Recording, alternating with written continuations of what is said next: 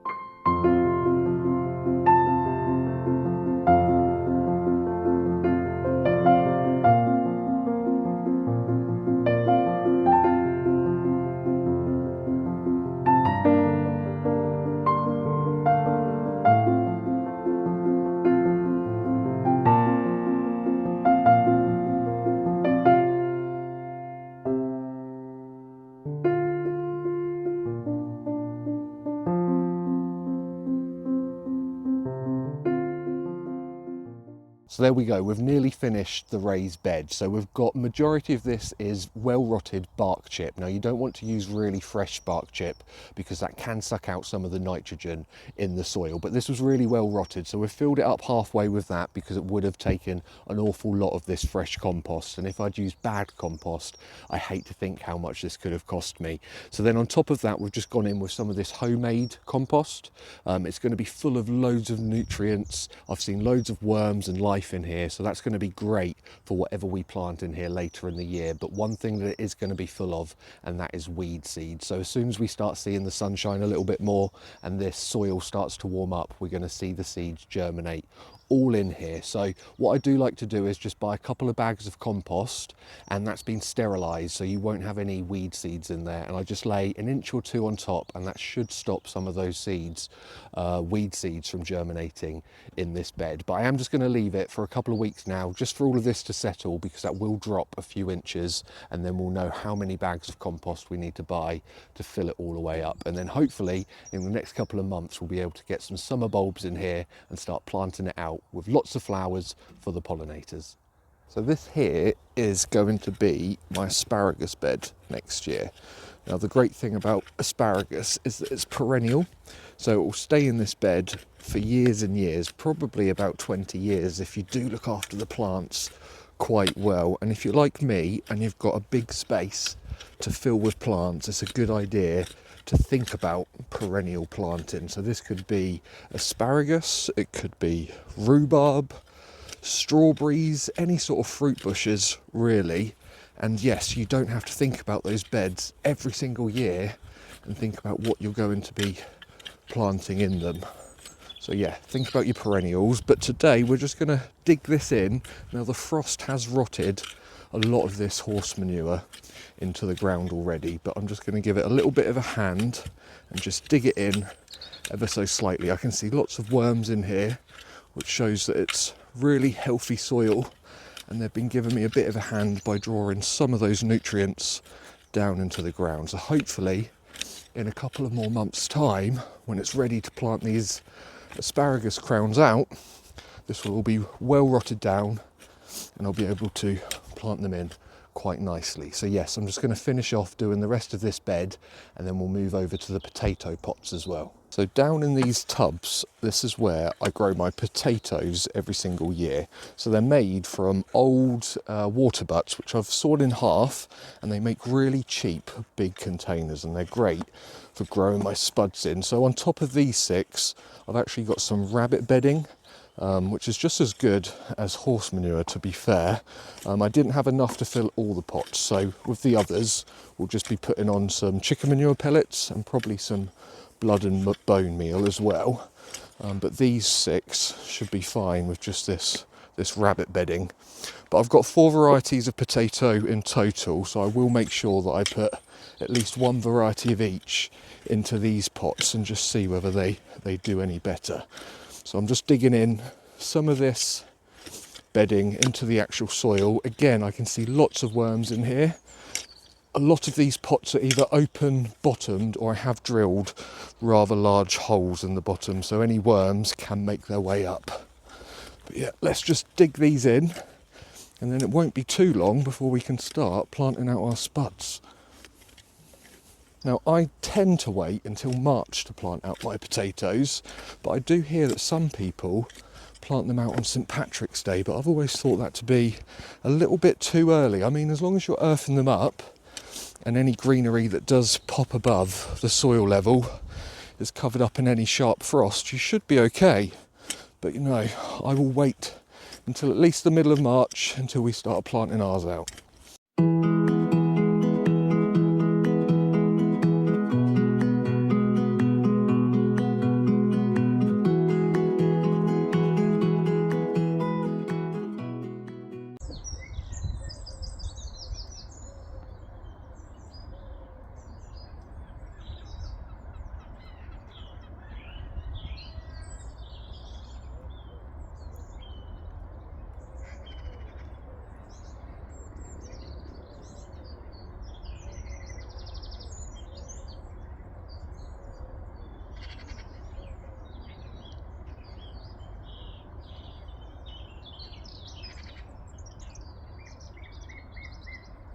Right, so let's sow a couple of flower seeds. Now I've got loads of flowers to sow, but I am going to wait until it warms up just a little bit, but we've got these to start us off. So I've got a early bird sunflower Maximiliani.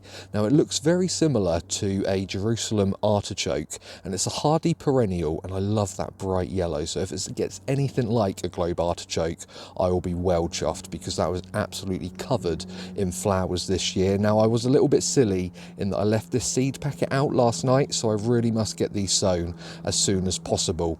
And then just behind here we have got a Geum Red Dragon. I absolutely love these. These grow really tall and they have bobbing bright coloured heads. You can get yellows, you can get oranges, but here we have gone for a red. So I think you get about 50 seeds in here, so hopefully we'll get quite a few plants out of this, and whatever I don't use in the garden I'll certainly give away.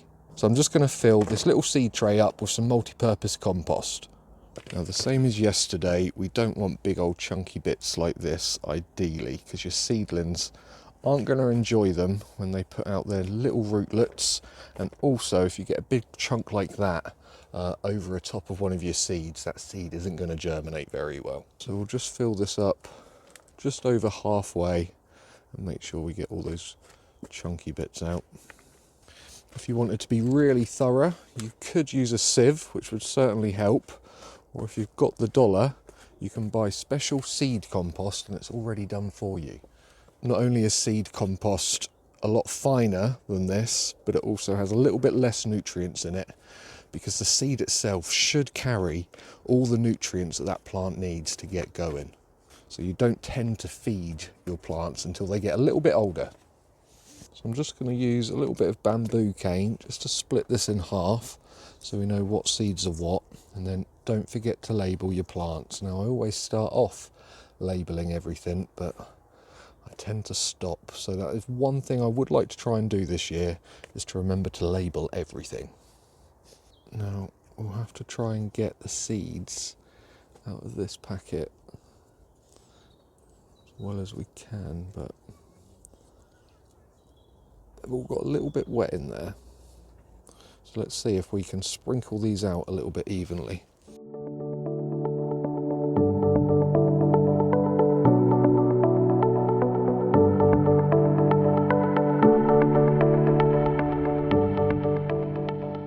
So we've just given that a very light sprinkling of some compost there.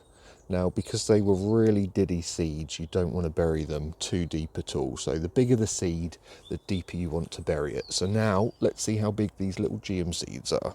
Well, these are the Geum seeds. At least you can properly see these when they fall onto the earth. And again, because they're quite small, we will just give them a tiny little sprinkling of some compost on top.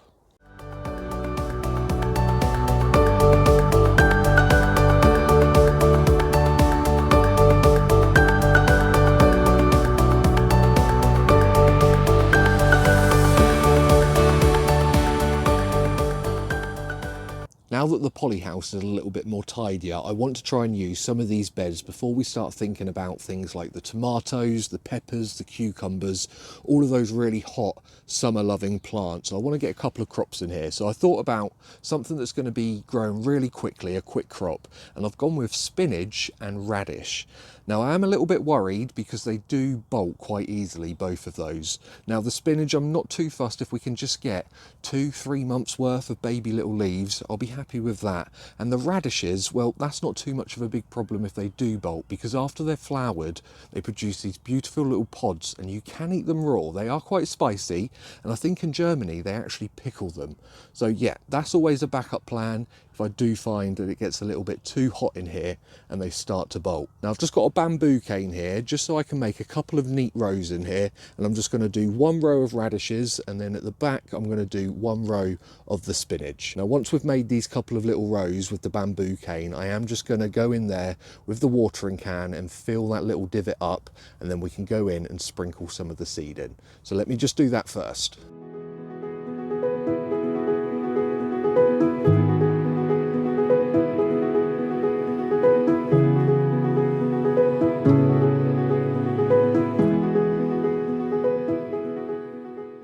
Right, now that we've made a couple of rows, we're just going to go in with the watering can and fill these up just so that that seed has got a nice little moist bed to start those little rootlets into.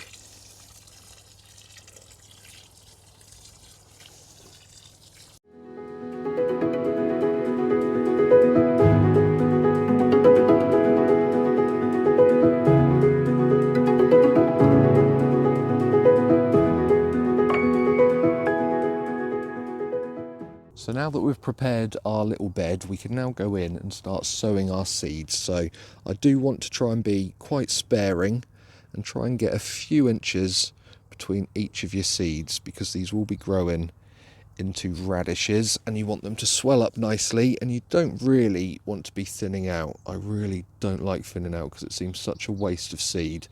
But with radishes, they're a bit like lettuce in that you get way too many anyway. So we should have enough to fill this entire row.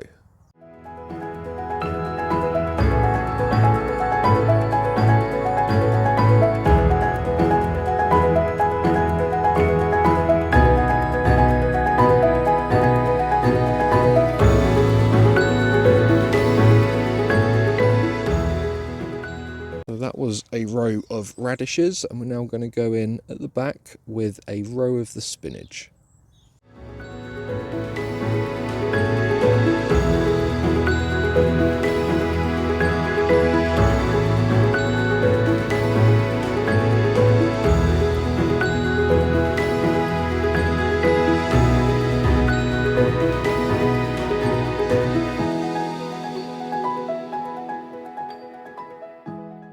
And then all we'll do is just cover them up with a little bit of compost. Now, they're a little bit bigger than the seeds we sowed earlier, so you can put a little bit more soil on top. And then once we've covered all of these little guys up, we'll give it another watering, and that will set these seeds off into germination as soon as it starts to warm up in here just a little bit.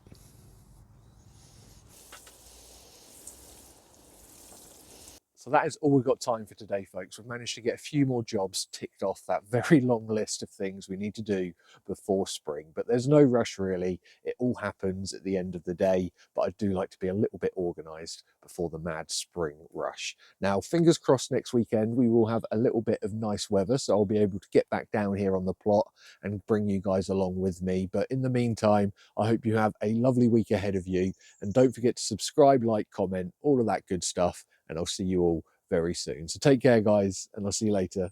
Bye bye.